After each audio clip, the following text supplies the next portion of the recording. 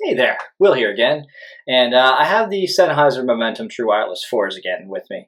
And the reason I have them with me is because I kind of want to revisit it, but I want to talk about these in a new context because mine broke.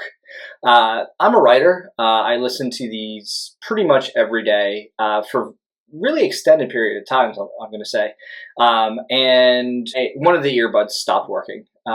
And I tried various different methods of like I forgot them from all of my pairing devices.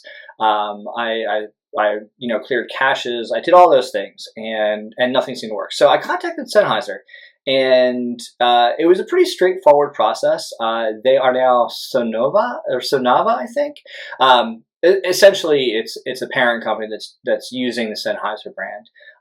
It was a pretty straightforward process. They sent me a request authorization thing. I essentially just had to send the case and the buds back. And about a week and a half later, I got new buds.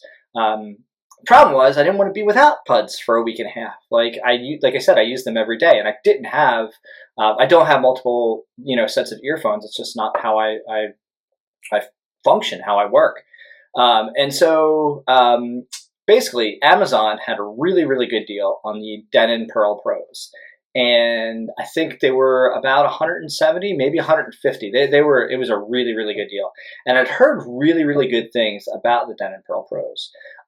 One of the things I love about the Sennheisers is my experience with their personalization mode.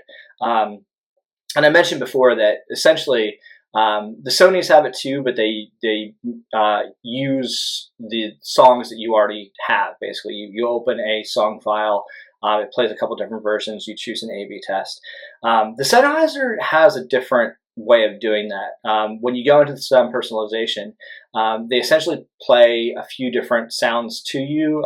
They do strings, kind of a bass sort of sound, and then drums / percussion. And you kind of move the slider up and down based on like kind of how you want the mix, but also loudness of each element, those kinds of things. And I love it. These remain to me sounding the best sounding earphones I've ever used. The Perl Pros have a really interesting personalization mode too.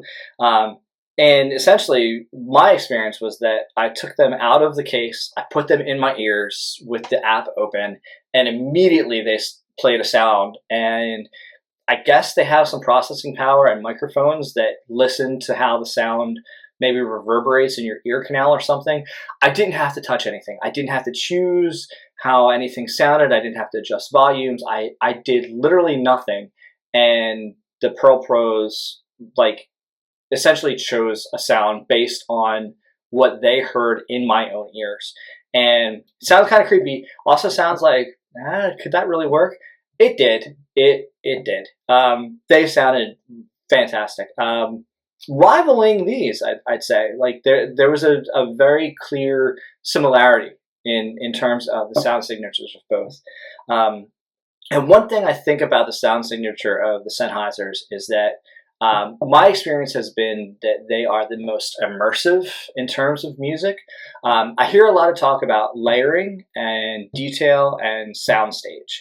And I've heard, for example, a lot of people say that the Sonys and now the Technics AZ100s have really good soundstage.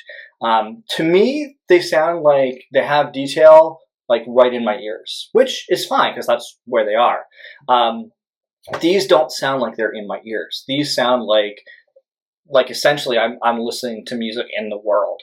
And they have that quality, that imaging almost. Like you can kind of, they sound, I'm doing this because it's almost like they sound lower or like less in your head, essentially. And the Perl Pros were like that as well. They sounded really good. So my thought had been that I'd give the Perl Pros a shot, and Sennheiser was going to send me these back anyway, and I'd choose. And you can see, I still have the Sennheisers. Yeah, spoiler, they sound really good. but they weren't comfortable for me. And so if you are considering the Denons, know you're getting a great deal. Know that they sound fantastic. Um, Keep an eye on what your return window is, though, because my experience was that I could not listen to them nearly as long as I listen to the Sennheisers. I sometimes I have these in for 2-3 hours at a shot sometimes, and I most of the time found that like within 45 minutes I had to take a break or just take them out. And that's not conducive to me. I don't like taking breaks that often. I probably should do like more Pomodoro techniques, whatever, for productivity. But that's not what this is about. This is about great headphones. The Denons are great. These, though, are still superb. I have not heard earphones that sound as good as these. I highly recommend these. I think you can get them on sale now for about $250, probably, far less than the retail price. I'm also sure that Sennheiser is probably going to update these. If not this year, certainly next.